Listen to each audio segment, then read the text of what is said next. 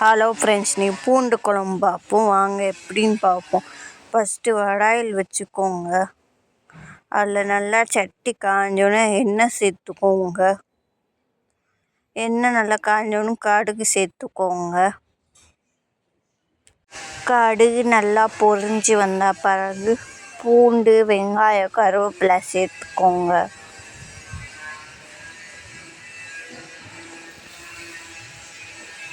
பூண்டு சேர்த்த பிறகு உப்பு கொஞ்சம் சேர்த்துக்கோங்க. நல்லா வெங்காயம் பொரியிற வரை வதக்கிக்கோங்க. பொன்னிறமாக வதக்கிக்கோங்க. நல்லா வெங்காயம் நல்லா வதக்கி பொன்னிறமாக வந்த பிறகு இந்த அளவுக்கு வந்த பிறகு தக்காளி சேர்த்துக்கோங்க. தக்காளி நல்லா வதக்கிக்கோங்க. நல்லா வதக்கின பிறகு இந்த அளவுக்கு வந்த பிறகு மஞ்சத்தூள் சேர்த்துக்கோங்க.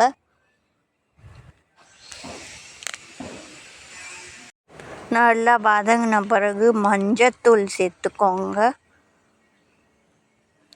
மல்லித்தூள் சேர்த்துக்கோங்க. நல்லா கிண்டி விடுங்க. நல்லா மிக்ஸ் ஆகிறதுக்கு நல்லா கிண்டிக்கோங்க. கிண்டின பிறகு தண்ணி கொஞ்சம் சேர்த்துக்கோங்க. தண்ணி சேர்த்த பிறகு நல்லா கிண்டி விட்டுருங்க.